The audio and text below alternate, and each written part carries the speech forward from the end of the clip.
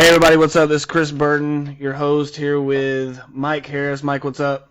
What's going on, bud? Hey man, we got together a little bit. We were talking about what we should talk about. First thing I think we kind of agreed on was the Boston Celtics and their Isaiah Thomas problem. So I know that you kind of call it a problem. I mean, it's a problem. I mean, if you Google it right now, the first 10 things are the Celtics should trade Isaiah Thomas. So I'm not sure if that's the right move, but we're going to talk a little bit about kind of what Boston should do going forward. So, Mike, go ahead and jump in and tell me your thoughts.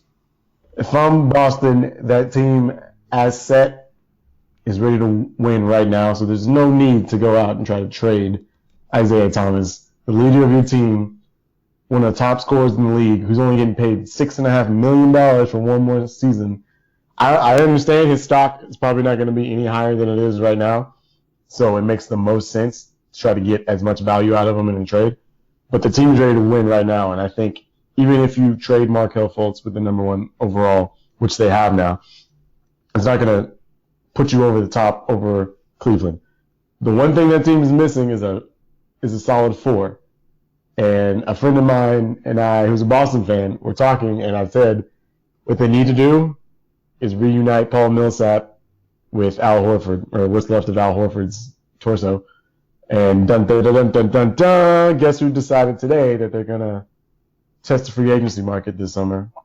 Mr. Millsap. All they have to do is just cut Kelly Olynyk, whatever his name is, Kelly Olynyk. The guy had one solid game. He's gonna get overpaid this summer, just like Bismack Biyombo did last year.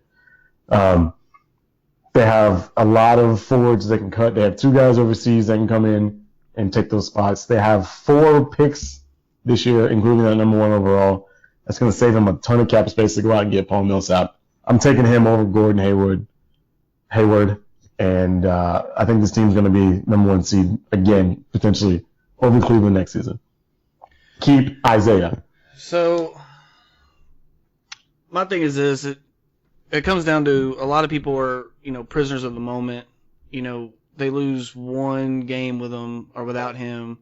In a game that really, they were down by 21 in that game. It kind of took a fluke, everything going right for them. Cleveland just got super cold from the field. So they were able to come back in that game, and then Avery Bradley gets a luck of the Irish roll at the end to win the game. So I've always kind of felt this about, there's some players that I feel if you're going to build your team around that they're a good player, but it's not a guy that's I feel like there's only a handful of guys that you can build a team around in the NBA and win a title with. And I think there's probably 4 or 5 players in the league that you could do that with now. I agree. I'm not sure if Isaiah Thomas is one of those players. I just think he's too small. Going against. Not only that, he's already 31. Yeah, I mean, he's already 31. What you said earlier, he only makes $7 million a year, and he's gonna make that next year. My thing is this: he's gonna want the max. So if Boston's not, he's gonna get the max from somewhere. Somebody's gonna pay him the max. So If you're Boston, do you let him walk for nothing, or do you try to get something from a team? Is it nothing if it's your best chance of winning a championship next season? Do you think they're even close to winning a title? I think if they get a solid 4, yeah. See, I think they're lucky to be where they're at now, and I think the only reason that they're there is because Cleveland just decided the regular season wasn't important. I think that other teams are built better than them. I think Washington has a better roster. I think Toronto has a better roster. Now, maybe next year some of those guys leave. That could change.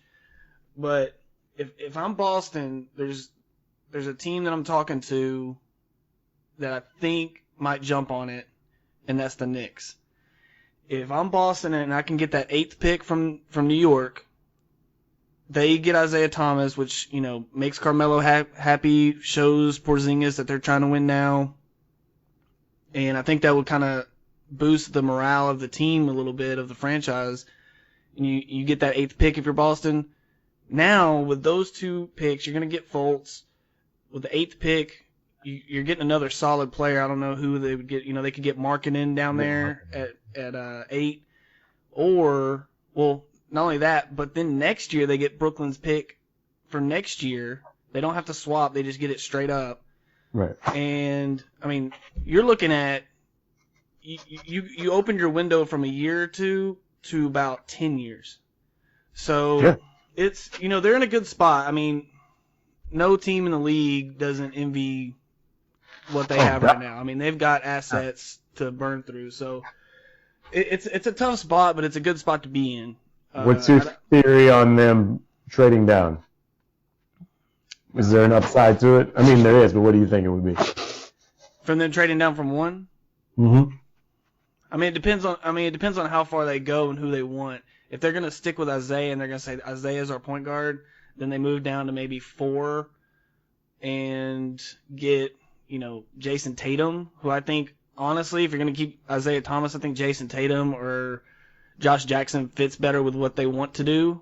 They're both athletic. Josh Jackson can come in tomorrow and defend half the league. I mean, he's going to be an elite defender for years. So I don't know if I'd move down, man, because if you move down and Markelle Fultz ends up being the next Westbrook or Harden, they're never going to live that down.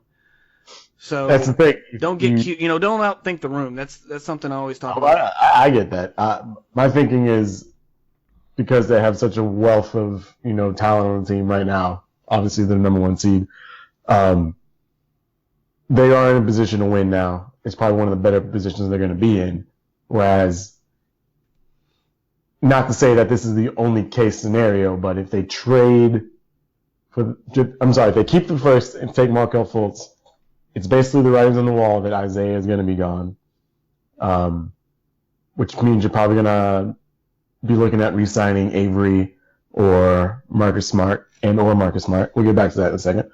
But that also means that you're really planning for the future, as in, well, we had our shot, we lost it, oh well, on to the next thing. I think if you have something that close as you do right now, you do everything you can to win it. Kind of the way the Raptors were trying with Ibaka and PJ Tucker during the season, which were 2 great trades, I thought. I don't know how that didn't work out for them. I think if Kyle Lowry stays healthy all year, I think that's a different team, and I think that's it. I'm not saying they beat Cleveland, but that's a different series. It's not a sweep. And that's another thing. It might go 6. He's another 32-year-old guy who, right. I mean, best time his offensive game in the last 5 years. I mean. So Boston, again. Boston's in a tough spot right now. I mean, it's not a tough spot, but they're kind of at a crossroads. They have not many teams have this luxury where they're competing now, but they still have all these assets to either build or trade for a superstar. So it's gonna be interesting to kind of see what they do. If they can't get one of the top free agents this summer, then I'm just I'm staying pat. I might. Depending on what I could get for Isaiah Thomas, I might make that move. And then, because if they trade Isaiah Thomas and they get Fultz and another top 10 pick, I don't think their roster is any worse than it was than it is this year. I think it's, if anything, a little bit better maybe. But we'll see how it plays out. All right, so we're gonna fast forward to next summer, where you'll have Isaiah Thomas, Avery Bradley, Jay Crowder, Marcus Smart, all hitting free agency. You have Isaiah Thomas, who's going to demand max dollars. Avery Bradley, who's going to be close to max dollars. Marcus Smart, if he has another game like he did this past game, and say he hits his offensive blossoming late, a la Kyle Lowry and Isaiah Thomas, and then you'll have Jay Crowder, who's been grossly underpaid for the last 4 years. Who do you keep? Who do you let go? If it's me, out of that group, I'm keeping Bradley. I don't know if I'm not paying him max though. I'm not paying any of those dudes max money. I don't think any of those guys. I know they're going to get it from somewhere, but that's not going to be from me. Bradley's a defensive specialist. I don't think you pay max money for those kind of guys. I mean, I guess it would kind of depend on what Jay Crowder would want, because I think he's the most consistent other than Isaiah Thomas. Marcus Smart is just so up and down. I mean, you don't know what you're getting from him game in and game out. Bill Simmons, every game he has 4 or 5 tweets just talking about how much he pretty much hates Marcus Smart. Right, but given game 3, Yeah, nobody saw that coming. Let's say he has but 2 more of those this series, and then next season he's averaging 16 off the bench, 25 minutes a game, going into a contract season. Yeah, I mean, like I said earlier, it depends on how these draft picks pan out. If Jaylen Brown grows up and can keep growing and turns into a player that they think he can be, a top 3 pick like they drafted him. Mm-hmm. Yeah, I mean, they're starting to see some signs of what he can do. Then it kind of makes your job a little bit easier. The problem is they haven't had any of these picks that they've spent. These top 10 picks, Marcus Smart, Jaylen Brown. They haven't had these dudes really kind of come in the league and just immediately tear it up. So it's kind of they don't really know what they have in a lot of these guys. So they're having. Well, they also drafted these guys as backups. So. Right. They knew coming in. Hey, you remember when Jaylen Brown was supposed to come to the Mavericks because the whole Rondo trade? Yeah, dude. There's so many guys that should have come to the Mavericks or that were on their way. And the whole hour podcast with that one. Yes, at least. Just 45 minutes of sobbing and then 15 minutes listing. We'll always have 2011. That's all I'm worried about. Yeah. All right, so let's. Could have been 2006 too, but it's a different day. Yeah. Different day. We can talk about that.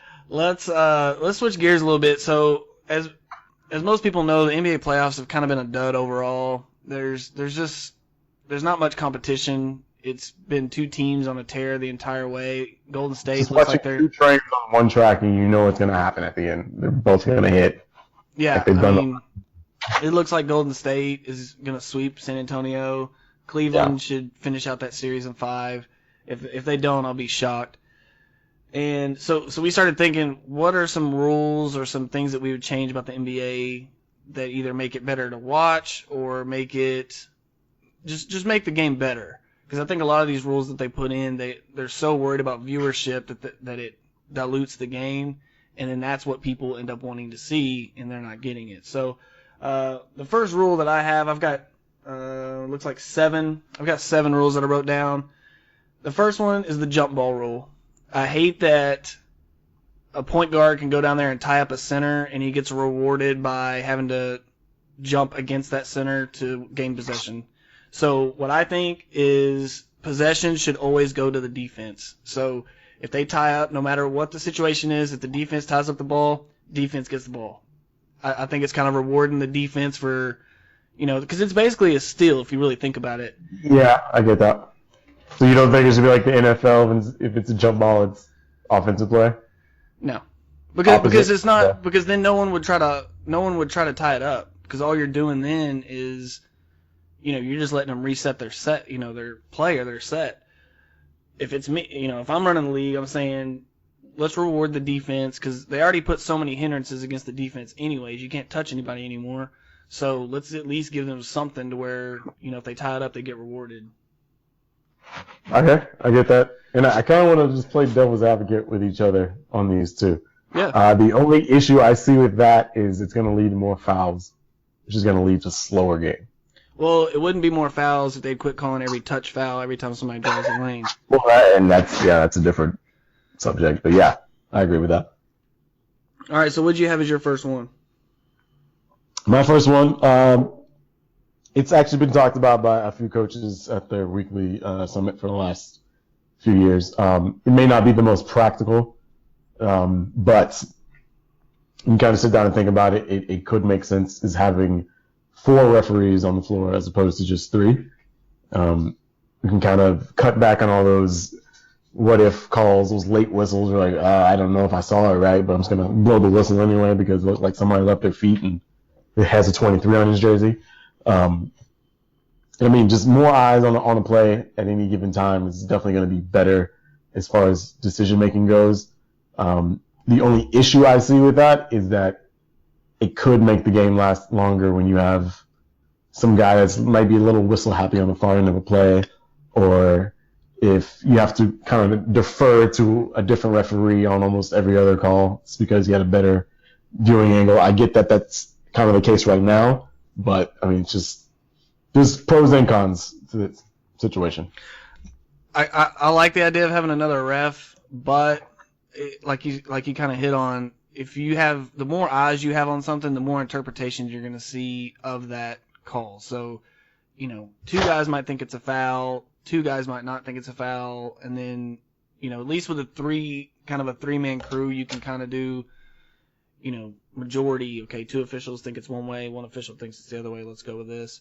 So, I mean, I could see it going either way, but I'll get into some other things that I think they could fix that would help the referees a little bit, but I could definitely see them going to four officials just because the game's so fast now, and it's hard for those guys to see everything because the guys are just so athletic and can move so quick.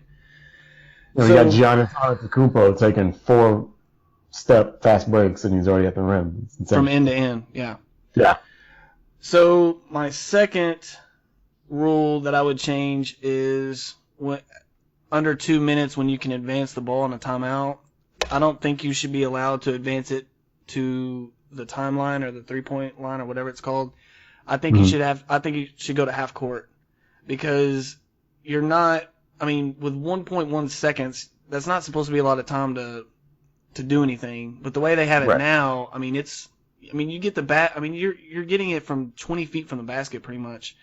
I just think it's way too close. I think it makes these games to where coaches save all their timeouts, so the last minute of the game lasts 30 minutes. And you talk about something that's terrible to watch. That is terrible to watch. Hour and a half to watch the last 2 minutes of a playoff game. Right. And that's all you're going to get. A close playoff game, I should say. Yeah, that's all you're going to get. Especially if it's Spurs Detroit back in, what was that? Oh, my God. 2001? Whatever. You're going way back. You're going 90. Yeah. Yeah, it was 2001, I think. Yeah, I see what you're saying. That's like a perfect segue into what my next rule change, I think, should be. I think there should be fewer timeouts. Okay. I think 6 is too many. I get that, these guys need to, have a little sit down and rest and some orange slices, but, 6 timeouts I think is way too many, especially trying to speed up the game and not have everybody sit there for 3 hours. Now we have TV timeouts like we do in college basketball. It's getting a little too ridiculous for me. I just want my game to know it's going to be over with in no longer than 2.5 hours. And I don't want to have, these ridiculous timeouts in under 30 seconds. Everybody's just saving all the timeouts, like you said. And, like the last 30 seconds of a game lasts 15 minutes. And like you said, you get a timeout every, 4 minutes, I think, for TV timeouts.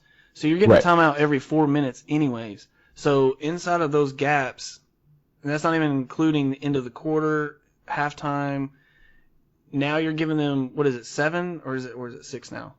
6. 6. It used to be 7, didn't it? It used to be 7, yeah. Yeah, so, they cut down a little. I'd like to see them go to 5. And, I know they're never going to cut out they're never going to cut the TV timeouts. No. But, the last thing in the world I want is to sit there, and I almost look for it now at the end of games. I look down at the bottom where it shows how many timeouts they have, because that tells me how long I'm in store for the next, minute and a half. Mm-hmm. So I completely agree with that. I'd like to see less timeouts as well. What's another one you got? This one is a rule change that I didn't actually think about until today. I was kind of skimming around on the interwebs and looking at some stuff. And then when I saw this, I was like, oh, this is actually, it makes sense. We're doing a lot more to protect players in the league nowadays and try to make the game, easier for kids to follow so they don't try to be dirty players when they're growing up and playing, kind of learn to play the right way. So I think that anytime there's a moving screen, it should equal a flagrant 1 call. Flagrant 1? Yeah. For a moving screen. For a moving screen. Something that they call wrong half the time anyways. But I bet they'll stop trying to do it. How many times do you see Zaza Pachulia out there running moving screens and hitting somebody in the face with an elbow? Not enough. I wish I saw more. How many times do you see LaMarcus Aldridge move? No, okay. The guy that gets away with it the more than anybody in the world that I've seen is Pau Gasol. Ever since he played for the Grizzlies. I mean, all he does is moving screen and then roll the basket. He has a wide open layup at the rims because whoever was coming around the corner got, a mouthful of elbow. See, instead of doing that, I wish that they would just let them hand check a little bit again. They used to. Never going back to that. No, they'll never let them do that now. But used to, you could put the hand on. Then it went to the elbow, and you can't even do that now. Like, you can't even. Right. I would like to at least see them to where you can bump that guy off this, because as a defender, you're pretty much screwed. I mean, exactly. You can't bump the ball defender. You can't ride him off of that pick. And if you try to run through the pick, you're going to get a foul. So, I mean, you're pretty much at the mercy of the ball handler. Right. And it's why you're seeing... Go ahead. Those hard picks when you see a guy come up the floor, and then it looks like he just got blindsided by, a 7-foot center, and he's laying on his back looking up. That was technically a moving screen, but the ball handler turned him into the guy. He didn't see him coming. Sometimes it is. Sometimes that's the guy that's setting the pick. That's the defender of that guy not telling him, hey, you have a pick left or pick right.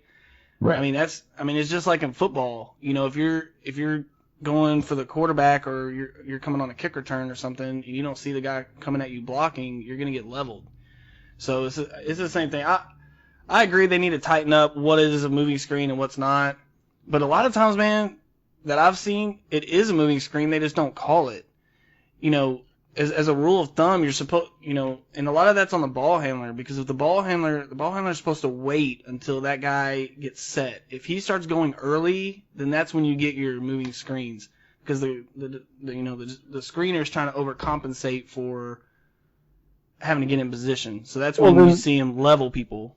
Then there's also the case of when the player's front court is yelling, hey, you got a screen coming up on your left. He repositions himself. The screener repositions himself at the same time. Right. And then you get a moving screen that way. So, it works both ways, but I feel like it would just be safer for the game, for everybody involved. I mean, you don't want to see some superstar getting... I mean, let's face it. I mean, there's a lot of players out there that want to lay Russell Westbrook on his back sometimes. And a cheap shot like a moving screen would be the best way to do it. So. But I thought that's why they wore those under compression clothing now. I thought it was supposed to keep them from getting injured of all sorts. You know what's funny? I can't remember if it was Under Armour or Nike. It was like 2 years ago, and they were saying that it's insane how much NBA players probably wear more padding than most NFL players do. I know Karl Malone has come out and said multiple times that he thinks it's ridiculous.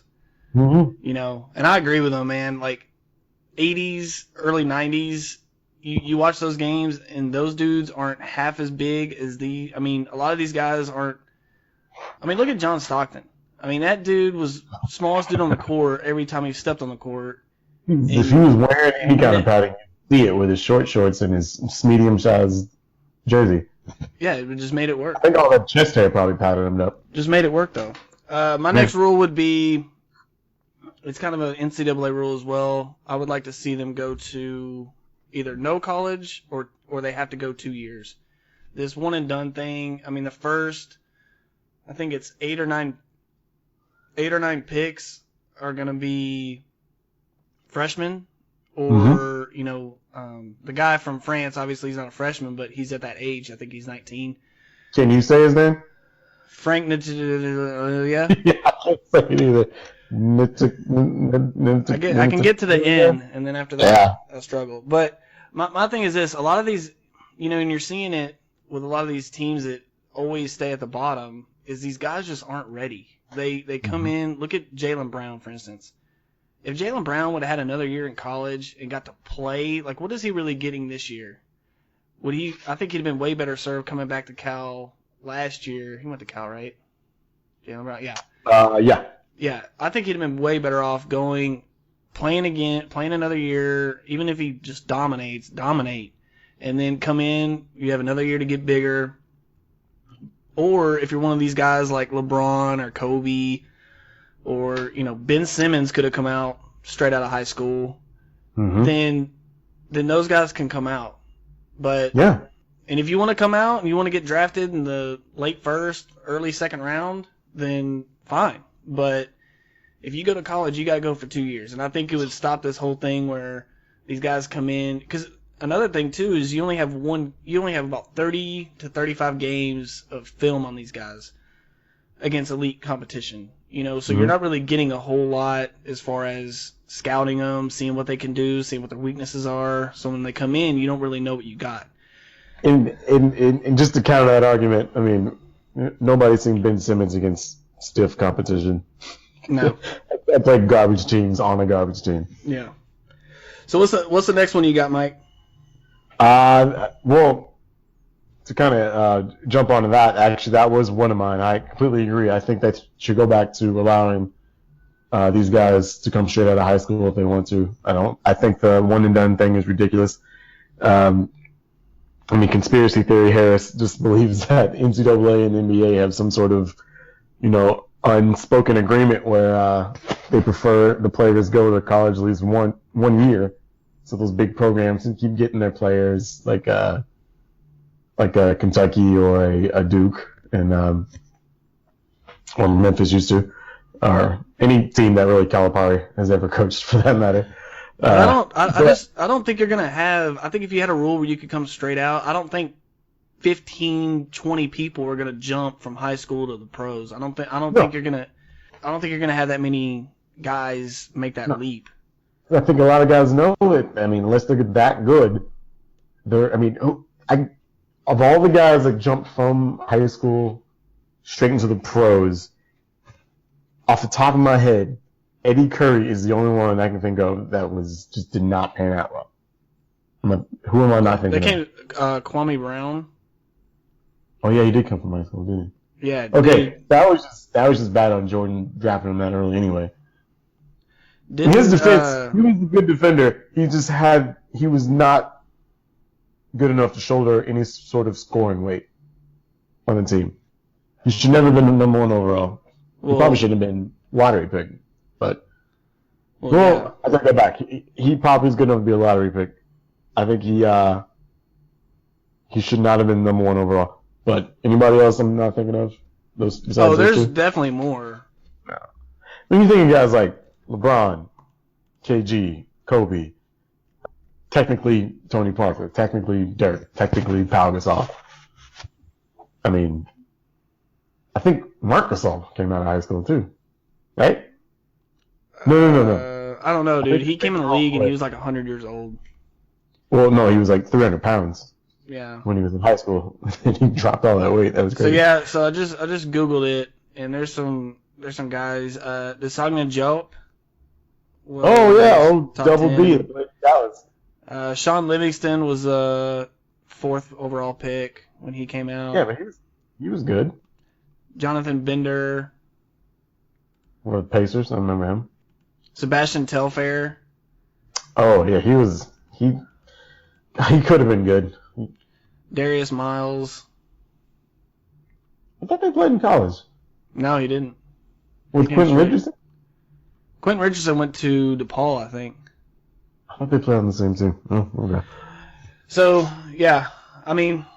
Like I said, leave it up to them. But if you go for 2 years. And then that way, college, that freshman year is not just some, because who's going to take school seriously if you only have to be there for a few months? Right, you're just getting your booster money and exactly wait it out. So my next rule would be coaches challenges, but it'd be a little bit different. You get 2 a game, and if the call, so say there's an offensive interference call, and I challenge it, but the call ends up standing because either video evidence proved it, or they just couldn't overturn it. Then it becomes a one-shot technical. So the other team gets a one-shot technical and the ball. Mm-hmm. And I just think, and I think they should expand what they can replay a little bit, because some of the stuff that they can replay doesn't make sense to me. Like that, like they'll go and they'll look at the monitor for an out-of-bounds play the entire time. But they won't go look at a backcourt or They won't go look at a potential goaltending off the backboard or something. Exactly. In Right. fact, offensive interference, they don't even look at that under 2 minutes. No.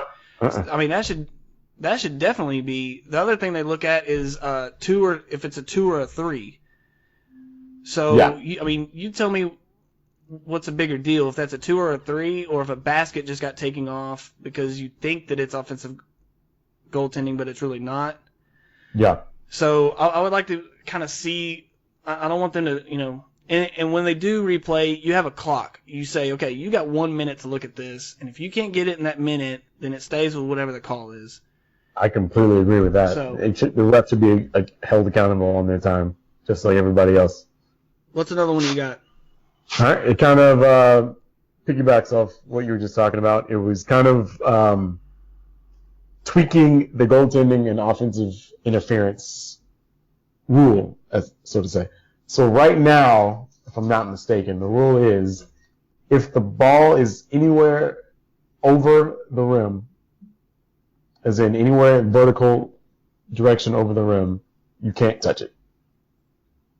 I think it needs to be at least like a minimum, or should I say, a threshold area where if it's 6 inches above the rim, but it's still over, it's open game. If it's on the lip of the rim, but let's say if half the ball is sticking over, it's open game. I think it's too ticky-tack to, penalize somebody for momentum, going to get a rebound, put back dunk, whatever the case may be, and then have them, ruin a perfectly good field goal just on account of they couldn't see how far the ball was above the rim based on where they were standing at the time. Yeah, see, I like where you're going with it, but if they were going to make a change, they would have to just say either it stays or there's no interference. Because if you start getting into how much of the ball is over a certain area of the rim, I mean, can you imagine the disputes on that? I mean, that would be impossible. Easy fix. You just put it on the backboard. Mark it on the backboard. What do you mean you mark it on the backboard? On the glass part of the backboard, they always have the box over the rim. Right. You put a mark inside that box where the threshold is on how high it needs to be above the rim before you can touch it and not be an offensive interference or goaltending. Well, not goaltending, offensive interference. Do you understand what I'm saying? Yeah, no, I got you. I'm trying to decide if I hate it or not. Yeah, I mean, I don't know. It's one of those things that I'd have to see it played out. Like I'd have to see it in the preseason. Right. We'll see how it plays out, but it's definitely one of those things they always test out in the summer league. Right, first. Exactly. And I think they're actually going to test out the full ref idea in the summer league. Oh, really? It's been rumored, and we'll see if it happens or not. But yeah. I can't imagine there's going to be too many people at the game for the summer league where a fourth ref will be in the way of, paparazzi or a Kardashian or something like that. Right. So my next rule change would be that technicals count as personal fouls. Because right now, if you say Draymond Green, I just drew a name out of a hat. It has nothing to do with his history. But he gets called for a foul. Okay, so that's his second foul, and it's in the first half. That's his second foul. And then he blows up because he's like, hey, I've got 2 technicals to work with. I might as well get one now. Well, if he gets that technical, now he has 3 fouls. So, this whole thing, I guess it just boils down to I'm just so sick of, every call is it literally looks like a rec league game. I mean, every single call, people are, flipping out. Draymond Green can cuss out the ref till he's blue in the face and get 1 technical. What does that do? They're not going to throw him out of a playoff game. No. So give him a personal foul. Now he's got 3, and he has to sit for a little bit. But this thing of you get 2 technical fouls and you get 6 personal fouls. I mean, what's the harm in getting a technical foul? You might if you're not getting technical fouls, you're not getting your money's worth. And I know that you get suspended if you get so many of them, but at this point in the game, you pretty much have to physically touch a ref to get a technical nowadays. Yeah. So I would like to see them change that. I I don't disagree with any of that. I completely agree. I think it should be added to your total of personal. I mean, technically, it would be a personal foul. So, no, I completely agree with that. But, fun fact, did you know that Mike Conley has never had a technical foul his entire career? That's amazing. Yeah, it's definitely amazing. But I mean, the guy just got paid the most money of any NBA player ever, and he's never been fined. Mike Conley's one of those guys that I wish would have played for the Mavs. Like Oh hell yeah! Any team I think would love him. I mean, he's if he played in San Antonio, he'd be an all-star every season. Let's put it that way. If he played in San Antonio, or if he played in one of these contending teams, he would be all NBA every single year. Yeah. Yep. So all right, go ahead. Oh wait, this is my last. Yeah, this is my last one. Okay, well hold on. If you got one left, I got two left. So let me jump on my second to last one real quick. My second to last one is I'd make it to where there's no illegal defense. And I never understood the rule of illegal defense. So you're telling me that if Shaq is killing me inside, that I can't swing another guy over there to try to eliminate him? Aren't all the guys on the NBA court supposed to be like the best of the best? Yeah. So you would think that me doubling someone and leaving someone completely wide open would hurt me. So why do I get penalized for doing that? If that's how I want to play defense, then let me play defense that way. I agree with that. You should be able to strategize any way possible to beat the other team. And that's what I'm saying right now. I mean, that's why these guys are able to line up and shoot threes all day, is because you can't stay in the paint anymore. If you have a guy that's protected, say you have, I'm trying to think of a team that does this a lot. I think Minnesota does this when Pekovic is in the game. I don't think he shoots threes at a very successful rate. So, but sometimes they'll just have him like hanging out outside the lane, like at the 3-point line, when he has no intention of shooting there. But as a defender, I have to go out there and be within a certain distance of him, or I get penalized for it, which is so stupid. I think it's one of the dumbest rules they have in the NBA. Yeah, I don't disagree with you. The only thing is, I guess the reason it is there is just to sort of even out the game for everybody. No, I think it's there so that way it allows Shaq to be Shaq. It allows dudes to. It opens up the paint more, so you have a lot more attacking. You have LeBron going down the paint all game. You have Westbrook slashing all game. If you had a center that could just stand under there, yeah, but hasn't it been in play for like 20-something years? But that's what I'm saying. But now, even now more than ever, you don't have that guy. You don't have that center on the block now because teams have figured out. Yeah, they all shoot threes. Half of them don't shoot threes. They're just sitting out there. How many?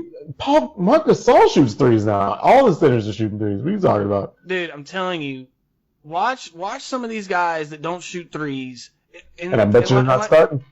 I don't care if they're starting or not. And if I want to let, and that's another thing. If I want to let a center shoot threes all game, then why can't I do that? I'm more worried about guys driving the hole. I get that. And those other guys can rotate. I mean, I just think it frees up your defense to do a lot more strategy. But anyways, I'd rather there be more strategy involved in the game than not. I mean, that's what makes it a game to begin with. Right. So make it harder for both teams. It needs to be chess, not checkers. Right. All right. So what's your last one? Oh, I completely lied. I had two more. But I will jump on this one real fast. This is more of just a fun idea, and it's been talked about, especially since Splash Brothers have been kind of changing the game with the shooting. It's time to institute the 4-point line. And before you started laughing, everybody, NBA didn't have a 3-point line until after they saw how successful it was in the ABA, how exciting the game was there. So before anybody says, oh, that's hokey, that's cheesy, that's campy, that's stupid, we didn't have a 3-point line either, and look at how that's changed the game. Yes, it could get kind of weird when the game's kind of out of place and you got a bunch of bench players and they're just jacking up 25-footers all game.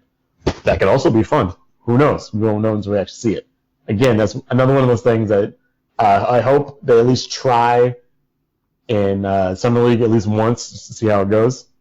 Just so I can see it, everybody else can see it. It could look like, a bunch of middle schoolers just jacking up half court shots, or it could be guys with actual skill that kind of equalize the game a little bit. Who knows? So the only grain of agreement I'm going to give you on this one is if they have a 4-point line, then they get rid of the 3-point line, and the 4-point line is at least 26 feet. So it's like 2.5, 3 feet farther than what it is now. okay. So that way you either shoot 4-pointers or I just don't want it to be like one of those, hot shot things where, each point on the court is now a different point interval. And Well, no, I'm not saying like just go back to rock and jock or anything. I mean, pretty close. And Not at all. honestly, There's no fire coming out of the ceiling. And honestly, I don't enjoy watching NBA very much now. And the main reason is because everyone has the same playbook. We're going to drive the hole, and we're either going to shoot the layup, or we're just going to kick out to corner threes, or we're going to just shoot three. I mean, the Rockets are shooting like 40 threes a game. Like, I don't think that's good for the game. I just don't think, I don't know. I just don't like it. It's like everybody has one play, and you might as well just get, 5 shooters and just set them all around the 3-point line because, they got to come out and guard you because if not, they'll be illegal defense. I don't think it's bad for the game, like I said earlier. Like it's your job as a coach to strategize and counter what the other team is doing. If that's what they're doing, then go bang them down low. Get your easy points, get your high percentage points, because if they're having 5 shooters on the court, I can almost guarantee you they're not going to have guys to go down, pull down 11 and 12 boards because they're not going to be in position to do so. So well, that's where you're wrong because 3-point, anybody that knows, 3-point shots create long rebounds, Mike. Everyone knows that. Oh, okay. So, sorry I had to break out that knowledge for you, but. So I love how you backing up the statistics too, but thank you. Yeah, I don't let statistics get in the way of my arguments.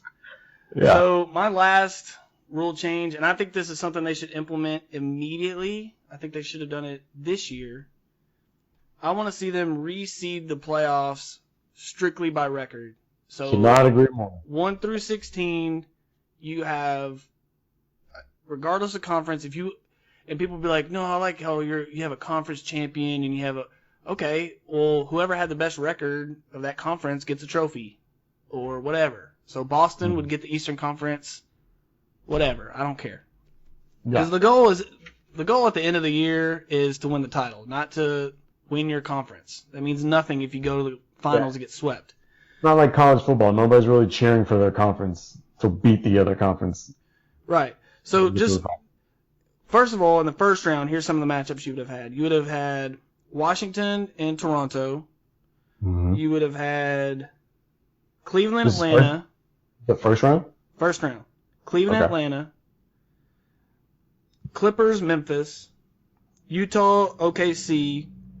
And then some of the other ones aren't that great. But then in the second round, you would have had Golden State, Washington, Boston, Cleveland, Houston, LA or Memphis, and then Utah, San Antonio. Those are way better matchups than... Yeah, I mean, first and second round are entertaining and not just, all right, let's wait, 4 weeks until this first round is over with and the good stuff starts. And I just think it's one of those, everybody's pretty much in agreement that the Eastern Conference has kind of been a step or two behind the West for a while now. How many teams in the West do you think would beat Boston in this series? Spurs, Warriors. Houston. Yeah, Houston. I think Utah beats them. I think the Clippers beat them. I think Portland on a good week could probably. I think Memphis could beat them. Take them 7. I don't know. Well, a fully healthy Memphis? Yeah, maybe. I think every team other than OKC and maybe... I'll take Portland out. I'll take Memphis instead of Portland. Yeah. And that's the second best team in the East. So, I just think it'd make it more interesting, and you wouldn't have sweeps. Like, you wouldn't have the entire Washington in the second round for Golden State is pretty tough. But then Boston, Cleveland in the second round, like you're getting that in the conference finals now. Now you're getting it 2 rounds earlier. I think the ratings would go through the roof. I mean, you just have way better matchups. Right. So I agree with that. What's your last one? My last one is just kind of more for fun, more of a food for thought, not really something I think it's could tangibly ever really happen, but it'd be cool if it did. Is to introduce a franchise tag a player, kind of like the NFL does, but a little differently, where you have one player that an organization can franchise, and you get a 2-year max, and you pay that player whatever you want to pay them, but it will not count against the cap space on that team. So, how this works strategically is, let's say you are Oklahoma City 2 years ago when Kevin Durant broke his foot. Let's say you gave Kevin Durant that 2-year contract and you paid him $40-50 million a season, not knowing that he had any foot issues. So he's out for the season. Westbrook goes down for the season, and you're already pretty cap strapped to begin with. Now your attendance is failing, which means your overall bottom line is failing. And then you come into the next season, you still owe Kevin Durant another $40-50 million, and you're kind of hoping the team is going to be as good as it was. You're hoping nobody's really pissed off about losing. Everybody's still kind of in good spirits. You hope the chemistry is still strong. You're kind of hoping that your coach still has a job because he had a bad season. Obviously, your stars are out, so any good organization obviously wouldn't fire the coach. I'm getting off topic here. So anyway, your team is somewhat cap strapped, which means to get back on board, possibly Oklahoma City would have to think about trading Westbrook to go get some draft picks, free up some cap space, maybe starting from scratch and saying, hey, we can't afford to go out and get in free agency. We can't afford the guys that we have right now. So we have to kind of start over from the beginning. It adds some strategy to the front office, which I think makes the game more fun. Just because I'm a data nerd, that's why. In my opinion, anything that would make it harder for people to kind of sign, because the thing I'm tired of right now is you have guys who at the end of their career, they want to go ring chasing. So you have good players that can still help teams, such as Darren Williams, such as, I know he got traded, but still, or no, he got picked up off waivers, right? Yeah, he got, because the Mavs cut him. Yeah. Yeah. So, released yet, yeah. Right. So, him, David Lee, David West, these guys that just go from team to team, and those dudes could be starting on playoff teams or close to it. I'm sure David West is regretting not keeping his $15 million to stay in, where was he, Charlotte? Not Charlotte. He was in Charlotte for a little bit. Yeah, well, New Orleans now, yeah. Yeah. Yeah, so, my main issue with the NBA is the thing that makes the NFL so great is you have every team literally has a chance to make a run and go to the playoffs. So last year, who would have thought that Atlanta and Dallas would have been the 2 top seeds in the NFC? I don't think anybody would have predicted that. No. I don't think anybody would have predicted that Atlanta should be world champions right now if they could run the ball in the second half. If they wouldn't have just completely lost their minds. But you know what I'm saying? Like, there's so many teams in the scheme of things that can make runs, that can do these. That's what makes what the Patriots do so crazy. Is you still have, Carolina went to the Super Bowl the year before, Denver went the year before, and they didn't even make the playoffs this year. Mm-hmm. So there's just that balance. In the NBA, would that ever happen? Other than, the last time I've seen that happen or come close to it is when Dallas won the title, and then the next year they got the 8th seed, I think, because they pretty much scrap the roster and just, Right. pieces here and there as they could. Lamar Odom. Mm-hmm. So, that's the main problem for me is there's just not enough parity in the league, and that's why my biggest rule change would be an easy one. You just make it, they give them enough days in between games now, so you don't have to worry about cross-country travel and all that. If Golden State wins tonight, which they might already have. They're going to. Yeah, if they win tonight, then they're up by 20 with 30 seconds left in the third. Yeah, I think there's like 9 to 10 days before they play again. I mean, that's ridiculous. That's that's almost 2 weeks. So, the NBA's got to do something about. They can't sit back and think that this is a fluke, that these ratings have been this bad, and that people just aren't watching. They've got to take notice of this, and they've got to start making changes, or it's going to be a continuing theme. Having the same 2 teams in the finals every year, I don't care what anyone says, is not good for your product. It's not. No. When you have 28 other teams that feel they don't have a chance, it's not good. So parity in the league is the best thing that could happen. Exactly. So, guys, thanks for listening to us. Whoa. I'm not done.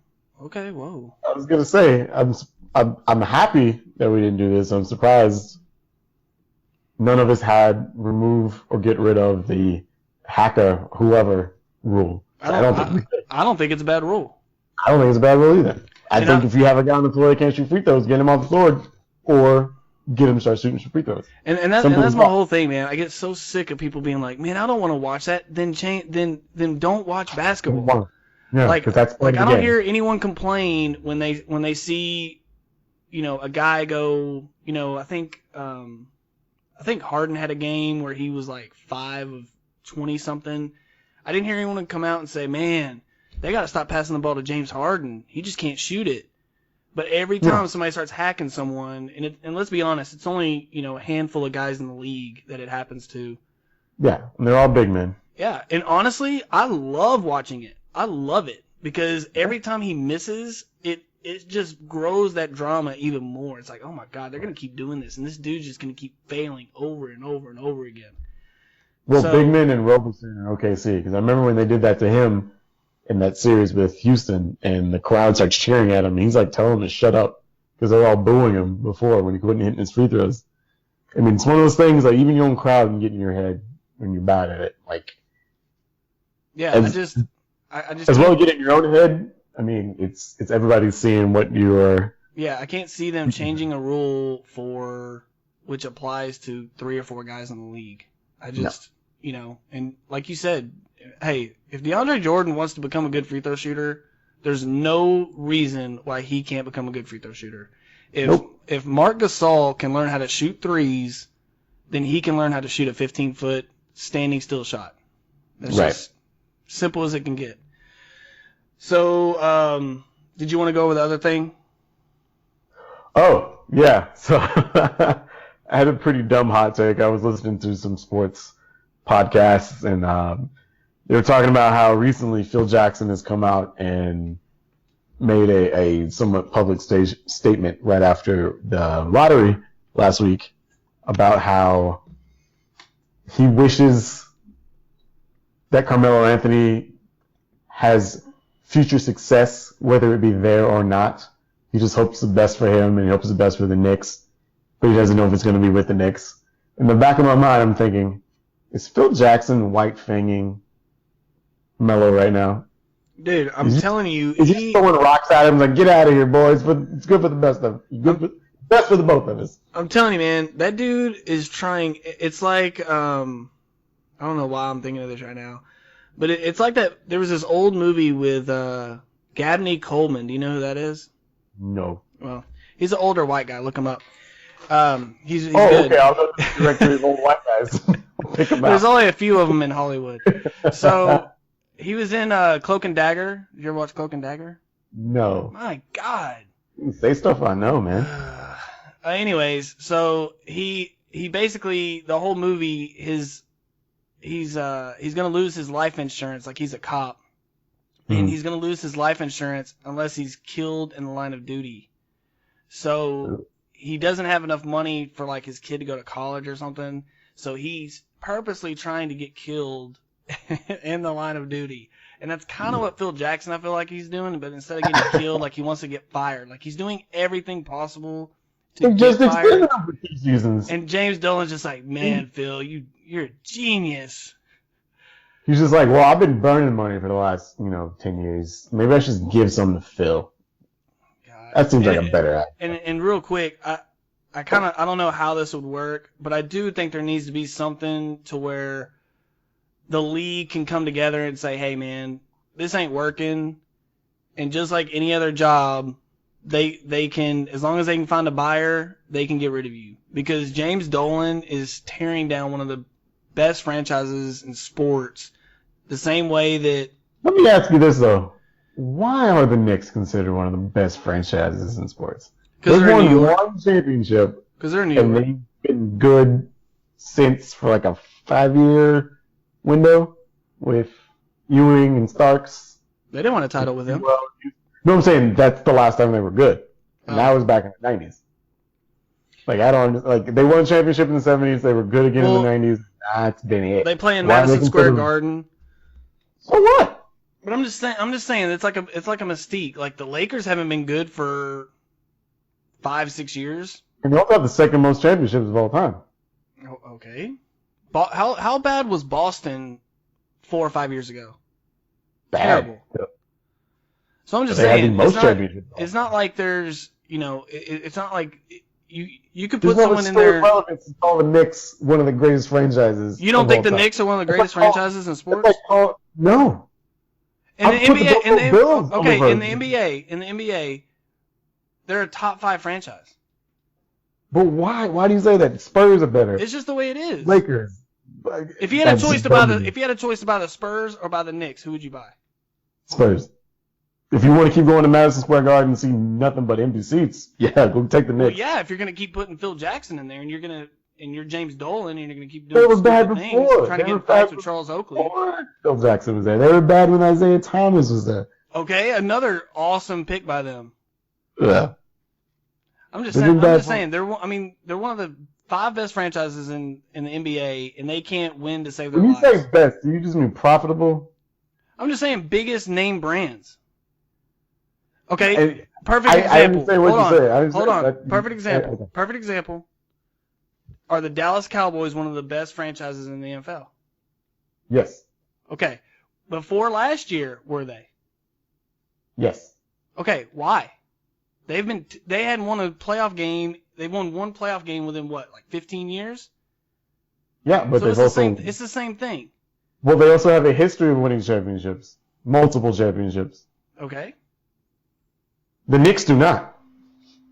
The Knicks have won what? They've won a couple titles. They won one. I think they've won more than one. Maybe they won. Okay, they won with Willis Reed, and they won again with Phil Jackson and the dude with the crazy jackets that does sideline play now. Yeah, Frazier. Okay, so they won 2. Okay. Pretty reputable. And that was back in black and white TV. Yeah, they've won 2. So, but again, it goes back to it's like the Donald Sterling thing. They were trying to get rid of that dude forever, and he kept them in the basement of the NBA when he's in LA, and they should have been able to have a good team and have people come out there and watch them play and have good players come out there and want to play for them for decades. And they just sat there and let it happen. I think there's got to be something where, like, hey, man, if we don't have confidence in what you're doing, I don't care how much money you spend on this team. Like, it goes back to the league. I mean, the owners do have a vote on most of these things. I feel like they could force them out and have Adam Silver step in and say, hey, you're ruining the brand of the NBA as a whole, especially with, for some reason, having one of the more notoriable franchises in the league. I mean, I'd hate for it to happen, but it might be one of those scenarios like it happened in New Orleans where the league took over for a season before they had another owner or ownership group come in and take over. But also that seemed kind of shady when New Orleans ended up with the number 1 overall after that. Well, and you also look at the fact that he's getting into physical altercations with former players in the stands. I mean, it's not... Charles Oakley thing? Yeah. So, again, we could spend a whole segment on that, but We've kind of ran a little long on this, but we wanted to get some of these points across. So thanks for listening, everybody. We appreciate it. Follow us on Twitter. We're at Board Sports, BORED Sports. And let us know what you think of the show, anything we could change, do better. And Mike, thanks for joining. I noticed that all the guys liked, or all the people out there liked y'all's superhero movies. So I think we should definitely add some more pop culture stuff in there. Yeah, I'm definitely thinking about doing. I think we should do at least. You know what I want to do? We should talk about what needs to be added, changed, revised, or not touched for the next NBA 2K game. Okay, we can do that. I'm definitely down to get in some video games, some pop culture, definitely. So we'll be spitting out some more of those type of shows as well. So again, thanks for listening, and we'll catch you next time. Thanks. Thanks, Jess. Let's see.